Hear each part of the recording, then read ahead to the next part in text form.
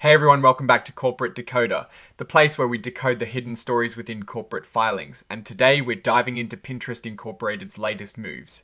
And let me tell you, it is not about new features on the app this time, but a shake-up behind the scenes. So, the big news dropped around mid-September, and it is all about changes in leadership on the board of directors. One of the key people stepping down is Jeremy Levine. He was an independent director, meaning has not part of the day management team, but provides an outside perspective and oversight. His decision to retire is effective the 18th of September 2025. Now, the filing is very clear that this is not because of any arguments or disagreements with the company, the board, or the management about how things are run.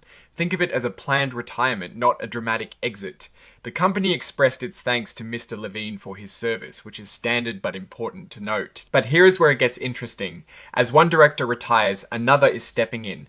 Emily Reuter has been appointed to the board as a Class I director, and importantly, the company has confirmed she meets the criteria to be considered an independent director, both by the standards of the New York Stock Exchange and the U.S. Securities Exchange Act. This is crucial because independent directors are vital for good corporate governance, ensuring decisions are made in the best interest of all shareholders. Ms. Reuter isn't just joining the board, she's also taking a key role on the Audit and Risk Committee.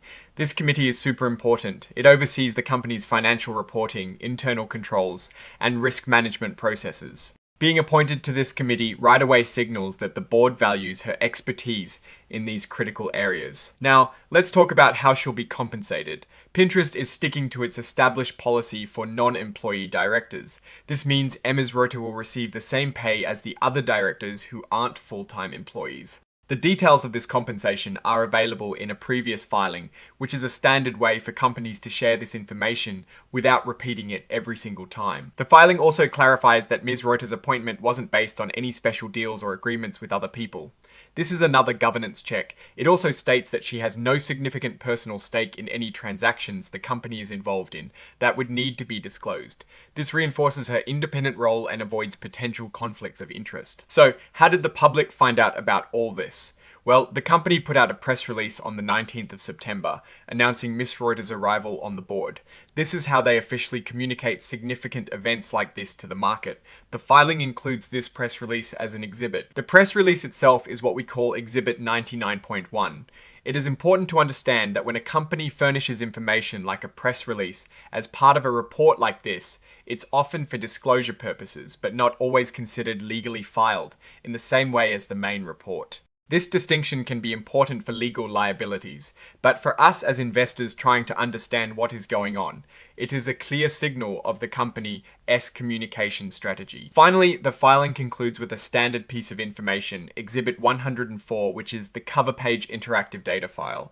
This format, called inline XBRL, makes it easier for computers to read and process the financial information within the document, which is a step towards greater transparency and data accessibility in financial reporting. So, what does this all mean for Pinterest Incorporated? The departure of a long-standing director like Jeremy Levine is always a moment to pay attention to, but the swift appointment of Emily Reuter, especially to the Audit and Risk Committee, suggests a smooth transition.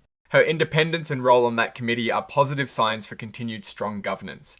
While this filing doesn't contain detailed financial numbers, it signals that Pinterest is actively managing its board composition, ensuring it has the right expertise to navigate future challenges and opportunities. It's a quiet but important step in the ongoing corporate life of Pinterest. Alright, that is our breakdown of Pinterest's latest filing. What is your take on these board changes and what they signal for the company's future? Drop your thoughts in the comments below. If this analysis was valuable, hitting that like button really helps, and subscribe for more deep dives into corporate filings. Don't forget to check out our Discord community, linked in the description for more discussions. Thanks for watching. See you next time.